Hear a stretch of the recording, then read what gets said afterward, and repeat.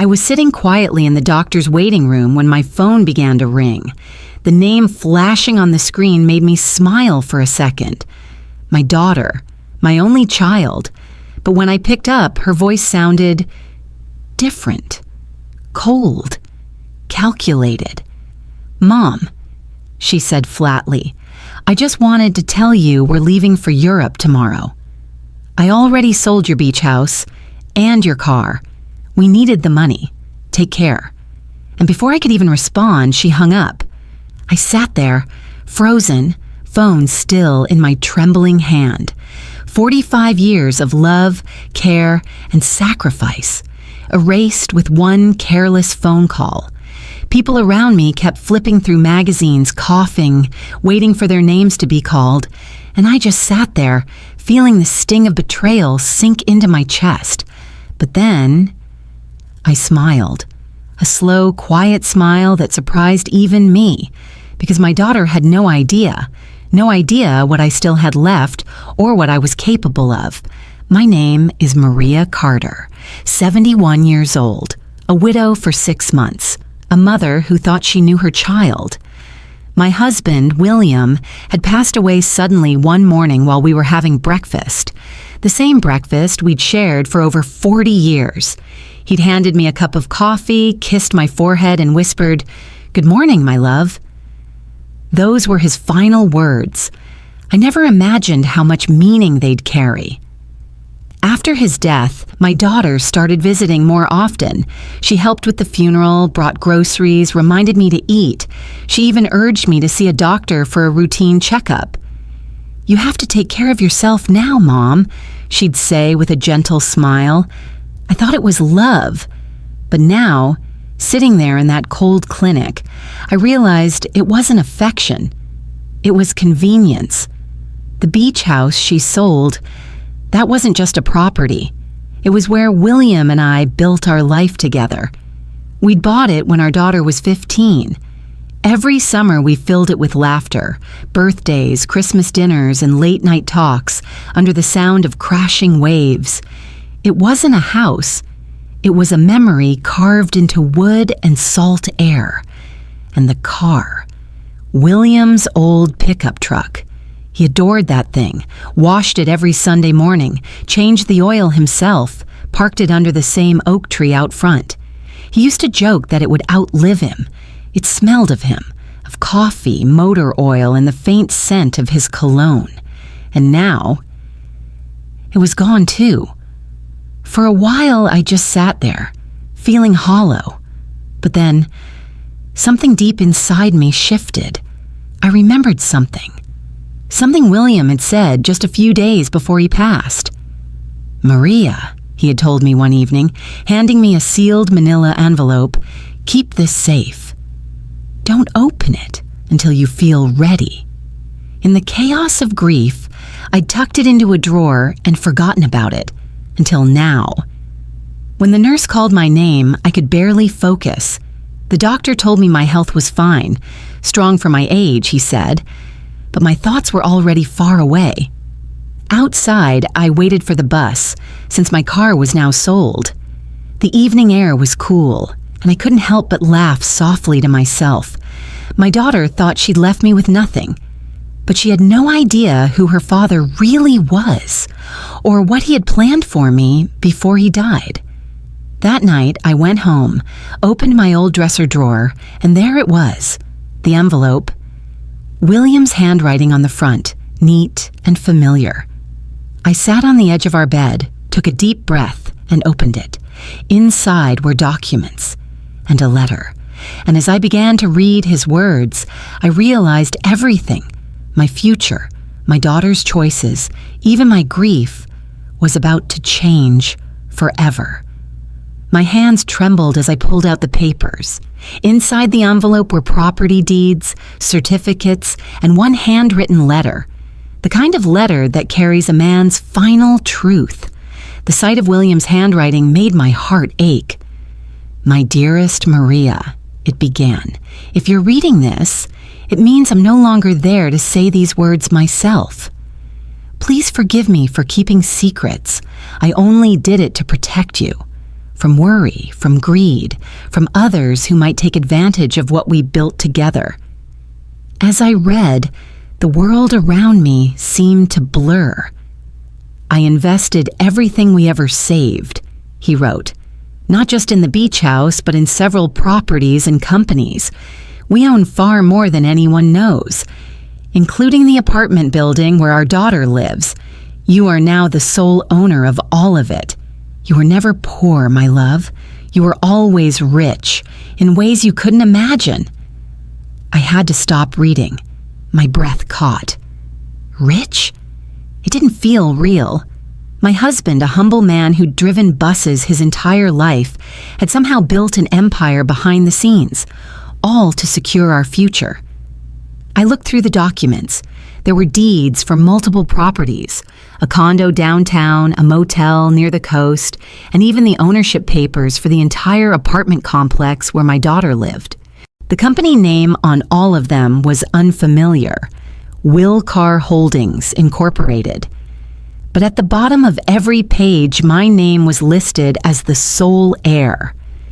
Tears blurred my vision as I held the letter against my chest. William had been planning for years, preparing for a day I never knew would come, and then it hit me. My daughter had sold the beach house and the car, neither of which she even had the right to touch. That realization didn't bring anger. It brought clarity. I could get everything back, every single thing she'd stolen. But more than that, I could teach her something she'd never forget.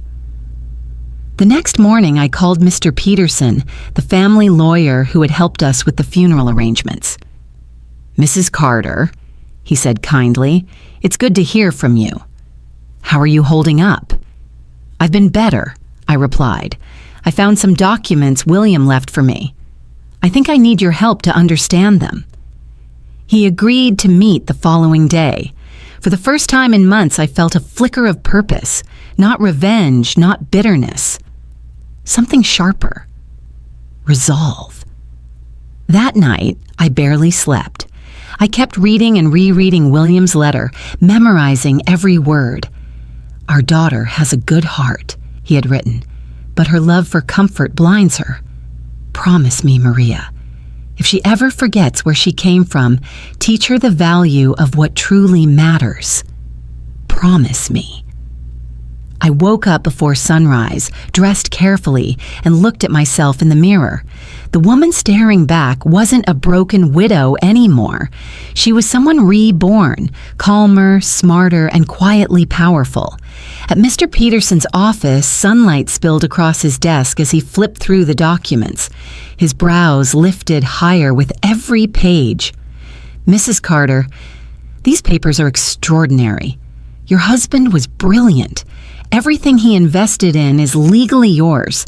And that sale your daughter made?" He looked up. "It's completely invalid. She had no right to sell that property. You can reclaim it immediately." I smiled faintly. "Then let's do that, Mr. Peterson. But one more thing." He nodded, curious. "I don't want her to know." "Not yet," he hesitated. "You want to keep this quiet?" "Yes," I said softly, "completely quiet. I want to take back everything, the house, the car, the properties, but I want her to believe I've lost it all, that I'm just the poor, forgotten mother she left behind."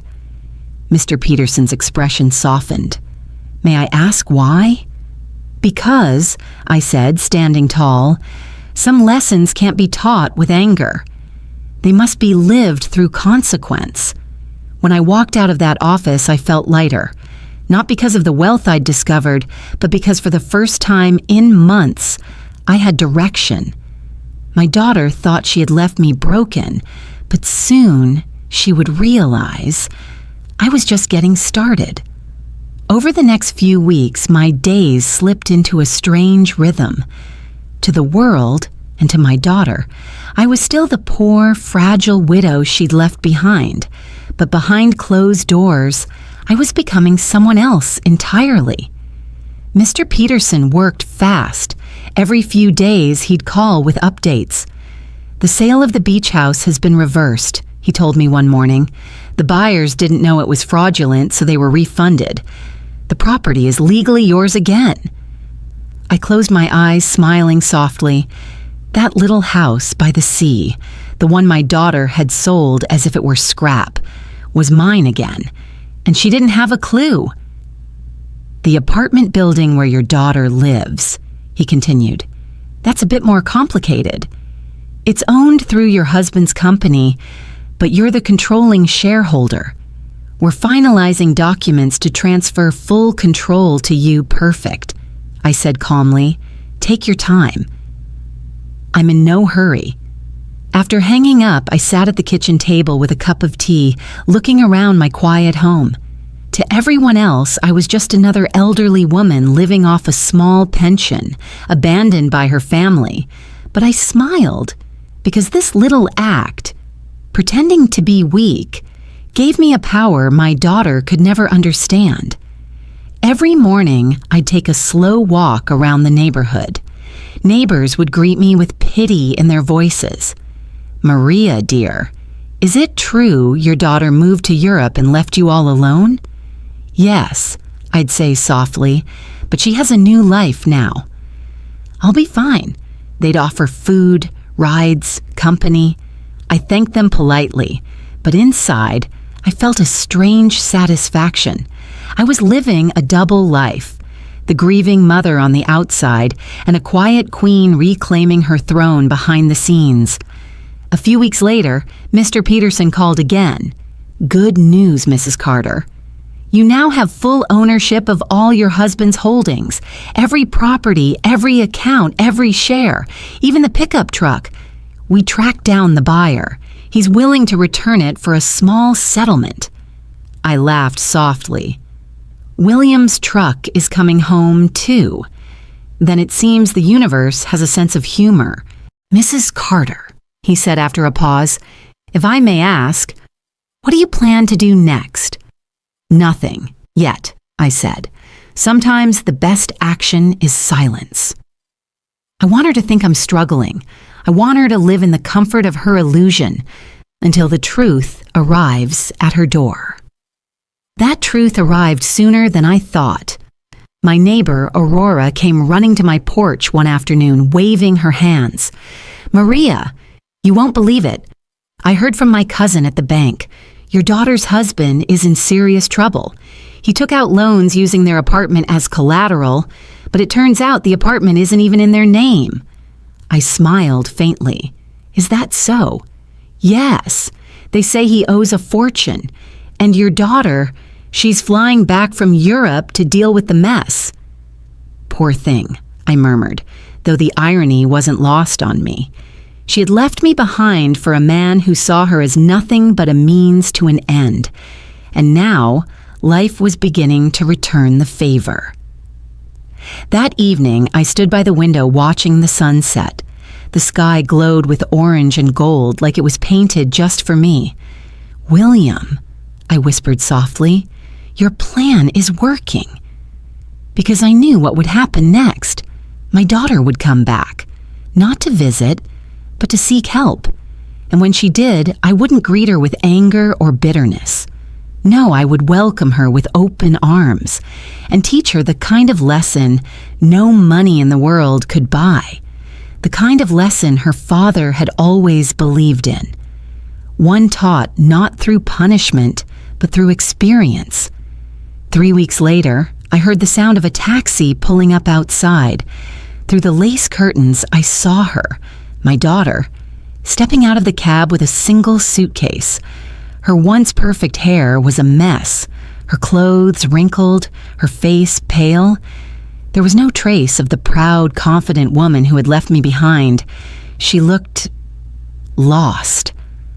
I watched quietly as she stood there for a few seconds, hesitating before walking up the familiar path to my front door.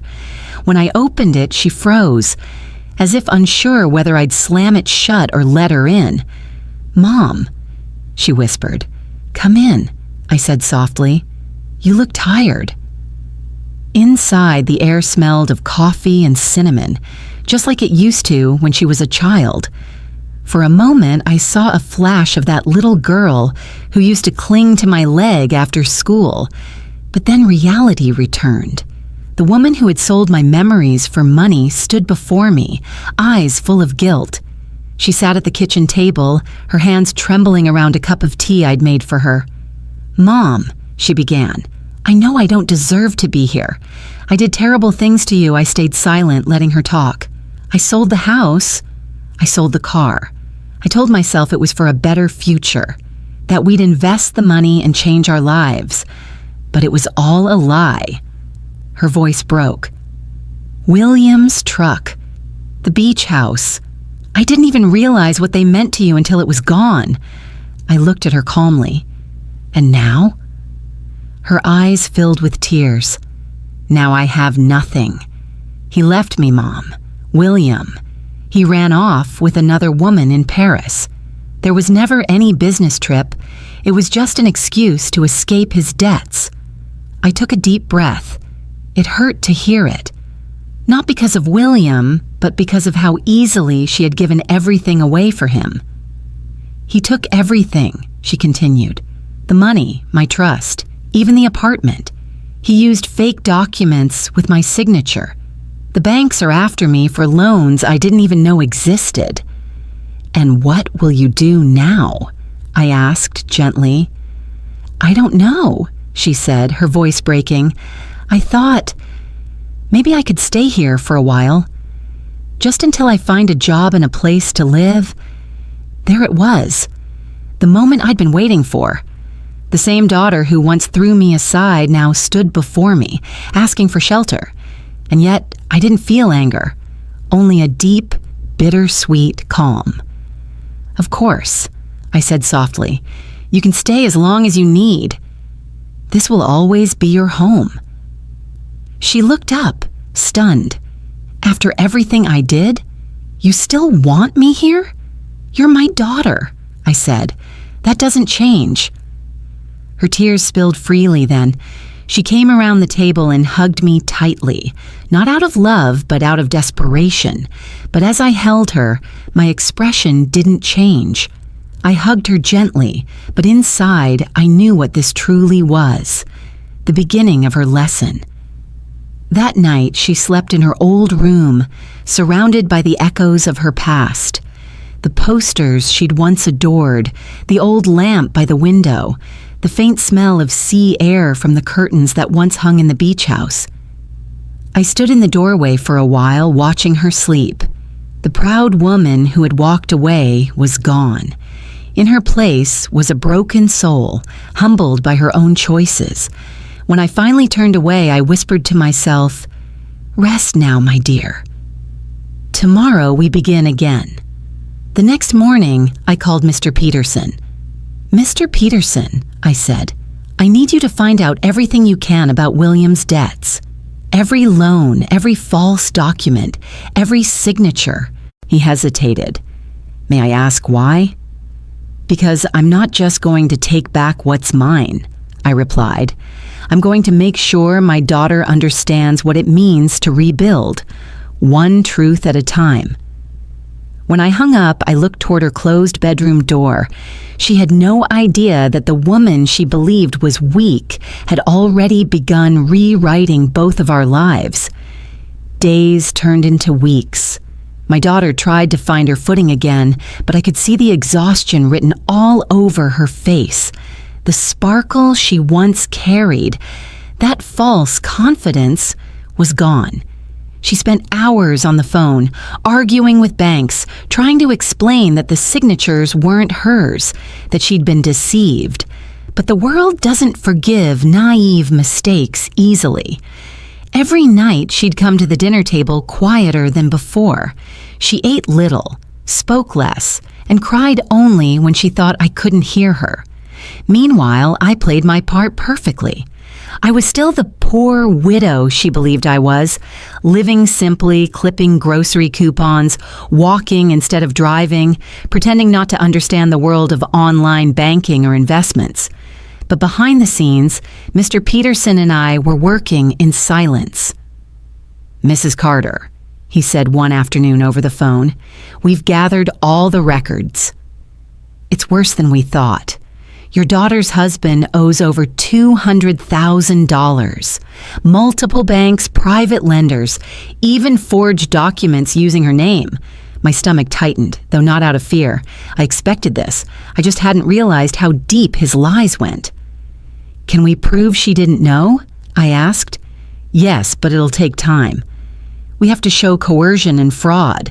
It's complicated, but possible. Do whatever it takes," I said. "And Mr. Peterson, don't tell my daughter anything yet." "As you wish. But may I ask why?" "Because," I said calmly, "she still believes she has to fix this on her own. And that belief is the first step toward change. I want her to fight, to earn her strength before I show her how much power she truly has behind her." That evening, I watched her come home from yet another failed job interview. Her shoulders slumped, her hair tied back hastily, her face drawn and tired. "Any luck?" I asked gently. She shook her head. "No one wants to hire me. My credit's ruined. My name's all over court documents. Even if I tell them it's not my fault, they look at me like I'm lying." I handed her a cup of tea. "What will you do now?" She sighed, her voice barely above a whisper. "I found one job, part-time, cleaning offices at night. It doesn't pay much, but it's something." I smiled softly. "That's honest work, sweetheart." "There's no shame in that, I know," she said, forcing a small smile. "It's just humbling. I never thought I'd end up scrubbing floors for rent money." I reached across the table and touched her hand. "Sometimes we need to lose everything to see what truly matters." She looked at me then, really looked at me, as if she was seeing me for the first time in years. The next few weeks tested her like never before. I watched her come home past midnight, exhausted, hands cracked from cleaning chemicals, yet proud of the few dollars she'd earned. She started budgeting carefully, cooking simple meals and taking walks with me in the mornings. Slowly, the arrogance that once clouded her disappeared. One evening, as we sat on the porch, watching the sunset, she spoke quietly. "Mom, I used to think I was better than people who worked these jobs. I thought success meant never struggling. But the women I work with, they're stronger than anyone I've ever met. They don't complain, they just keep going." I smiled faintly. "Now you understand what your father meant when he said real strength isn't loud. It's consistent." Her eyes filled with tears. I wish I could tell him that I finally get it. I reached over and squeezed her hand. He already knows. That night, after she went to bed, I sat alone in the kitchen, surrounded by the quiet hum of the refrigerator and the faint ticking of the clock. I opened a small notebook, my secret ledger, and wrote a few lines. Beach house recovered. Truck returned. Daughter beginning to see value. Continue process. Then I closed it, placed it back under the drawer, and smiled. She thought she was rebuilding her life alone. But little did she know, every step she took was part of a plan her father had started. And I was now completing.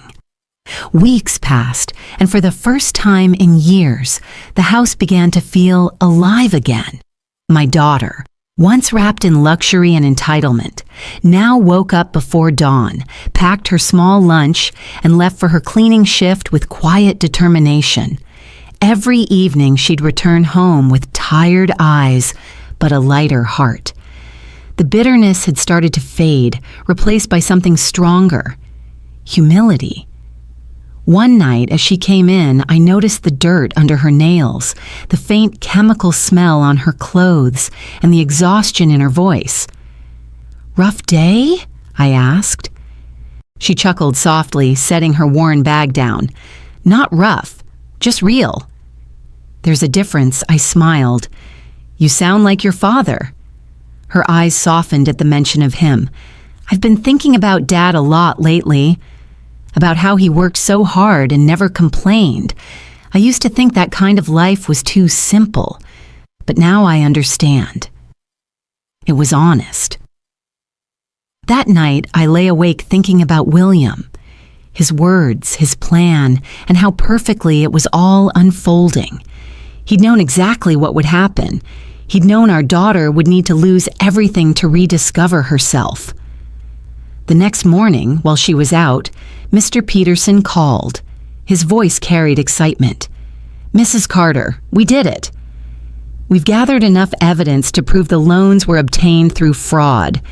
Your daughter isn't legally responsible for any of her husband's debts." I exhaled slowly. "That's wonderful, Mr. Peterson. How soon can it be finalized?" "Within a few weeks. But there's one thing. Do you want me to tell her yet?" "No," I said. "Not until I say so. She's still learning. I don't want to interrupt the process." There was a pause on the other end. "You're a remarkable woman, Mrs. Carter. Not everyone would handle this the way you are." I smiled faintly. "This isn't punishment, Mr. Peterson. It's education. She needs to earn peace, not just receive it." That afternoon, when my daughter returned, she brought home something unexpected: laughter. She told me about the women she worked with, how they shared lunch stories and traded jokes about life. One of them, she said smiling, told me I remind her of her own daughter, the one who never calls, and I realized that's exactly who I used to be. I didn't say anything. I just reached out and hugged her. For real this time. Not the cold, calculated embrace I'd given weeks ago, but one filled with quiet pride. Later that evening, Aurora stopped by carrying a basket of freshly baked bread. She glanced toward my daughter's room and whispered, "Maria, I've been watching her these days. She's changed. She greets everyone kindly, helps people without being asked. That pride in her eyes is gone. She's finding herself again," I said softly. Aurora nodded. "You must be proud." "I am," I admitted. "More than she'll ever know." That night, my daughter came home from work, exhausted but smiling. She had blisters on her hands, but there was dignity in her pain. "Mom," she said, "today I got my first full week's pay. It's not much, but it's mine. I earned it." She held out a few folded bills and pressed them into my hand. "For groceries," she said. "I want to contribute." For a moment, I couldn't speak. The woman who once sold my home without a second thought was now trying to help me buy bread. "Keep it," I said gently. "You need it more than I do." "No," she insisted. "You've done enough for me." I smiled, hiding the emotion in my throat. "All right," I whispered. "Thank you." When she went to her room, I stood in the kitchen, staring at those few bills. It wasn't about the money, it was about what it represented. Humility, gratitude, growth. The next morning, as I watched her leave for work, I knew it was almost time. Almost time to end the illusion. Almost time to tell her who I truly was, and how much her father had left behind. But before that, there was one last thing she needed to learn. The difference between forgiveness and redemption. The morning light spilled gently through the curtains, painting golden streaks across the kitchen floor. I stood there with a cup of coffee, watching the steam rise and swirl like quiet ghosts of memory. I had waited long enough. My daughter had changed, not out of fear or shame, but out of understanding. Today felt right. When she came home that evening, she looked tired but peaceful. There was something steady in her eyes, the kind of calm that only comes after you've faced your own storms. She dropped her bag by the door, washed her hands, and smiled at me. "Dinner smells amazing," she said softly. "You didn't have to cook this much." I smiled. "Sit down, sweetheart. There's something we need to talk about." Her expression shifted. Concern flickered across her face. Is everything okay, Mom? I nodded slowly. Everything is more than okay. But there's something I've been keeping from you. Something your father wanted me to share only when the time was right. Her brow furrowed. Dad? I reached into the drawer beside me and pulled out the envelope, the same one that had changed everything months ago. It was a little more worn now, the edges softened from being handled so many times. I placed it in front of her. What's this? She asked quietly. Your father's final letter, I said, the one he left for me. And for you. She hesitated before picking it up, tracing his handwriting with trembling fingers. For a moment, her eyes glistened with tears before she even began to read. As she unfolded the paper, her lips parted in disbelief. Her eyes moved quickly across each line, widening with every word. When she finished, she looked up, voice shaking. Mom, this says that Dad owned multiple properties, investments, even the apartment I lived in. You're the legal owner of all of it? I nodded softly. Yes. She stared at me, speechless. Then, the beach house, the car. They were mine, I said gently, and they always will be. You had no right to sell them, but I never stopped you. I wanted you to see for yourself what greed and pride can take from a person. Tears streamed down her cheeks. Why didn't you tell me, Mom? You could have stopped me. You could have... Would you have listened? I asked quietly. She froze. You were chasing a dream that was never real, I continued. You thought money could fix everything. But money built on selfishness always crumbles. I wanted you to learn that before life taught you the hard way. She broke down then, covering her face with her hands. I was so blind. I hurt you, I betrayed you, and you still took me back. I walked around the table and sat beside her. You're my daughter, I whispered. I don't stop being your mother because you made a mistake.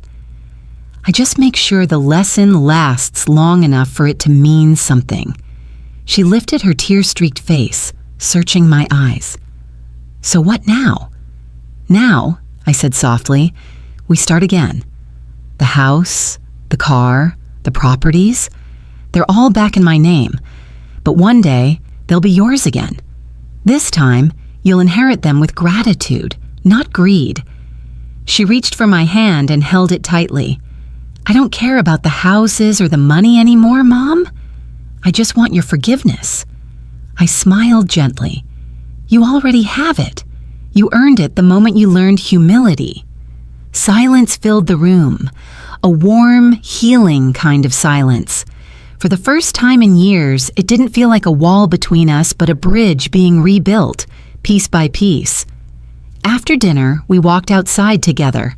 The evening breeze carried the faint scent of the sea, the same scent that always reminded me of William. My daughter looked at the stars and whispered, He'd be proud of you, Mom. I smiled faintly, watching the sky shimmer above us. No, sweetheart. He'd be proud of you. And for the first time since that painful phone call months ago, I felt peace, not just for myself, but for both of us. The days that followed were peaceful. The kind of peace that comes after a storm finally runs out of rain. For the first time in years, laughter filled our home again. My daughter and I cooked together, shared stories about William, and sat on the porch every evening watching the sky fade into gold. There was no anger left between us, only gratitude, quiet, unspoken, but real. One morning, I found her sitting at the kitchen table with a notebook open, scribbling something with deep focus. When I asked what she was writing, she smiled softly. Plans, she said. I want to start over properly, not with money or shortcuts, with effort. I've been saving from my job, and I'm thinking of opening a small cleaning service. Maybe hire a few women from work. We could build something together? My heart swelled with pride. That sounds wonderful, sweetheart. Your father would have loved that idea. She nodded, her eyes shining with emotion. I think so too. You know, I used to think he was ordinary, just a man who worked too much and dreamed too little. But now I see how extraordinary he really was. He built everything quietly for us, and I threw it all away. I reached across the table and touched her hand. We all lose our way sometimes.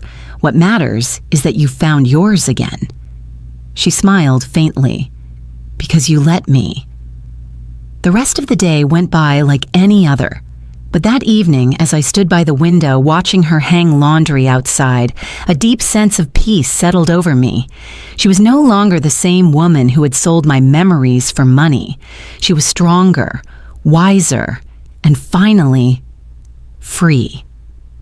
Later that night, I sat at my desk and took out William's letter once more. The paper was old now, edges curling, the ink slightly faded, but his words were still as alive as the day I first read them. If she ever forgets what matters, teach her, Maria. Not with anger, but with grace. I smiled, whispering into the quiet room. I kept my promise, love. She's home now, and she's ready. A soft knock interrupted my thoughts. My daughter peeked in. Mom? Yes, dear. Can I sit with you for a bit? Of course. She came in and sat beside me, leaning her head on my shoulder just like she used to when she was a child. For a long moment, we didn't say a word. We didn't need to. The silence between us wasn't empty anymore. It was full of understanding. Finally, she spoke softly. You know, I used to think life was about having more. More money, more status, more things. But now I get it. It's about having peace. About knowing who you are when everything else is gone. I smiled, brushing a strand of hair from her face. And now that you know that, you'll never lose it again. She nodded, tears glistening in her eyes. Thank you, Mom, for everything.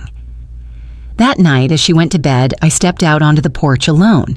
The air was cool, the stars endless above me. I could almost hear William's voice in the breeze, calm, steady, proud. Good job, Maria. I closed my eyes and smiled. The lesson was complete. The pain, the betrayal, the silence. It had all led here. To growth, to forgiveness, to peace. As I stood there watching the moon rise, I realized something beautiful. Sometimes life doesn't take things away to punish us.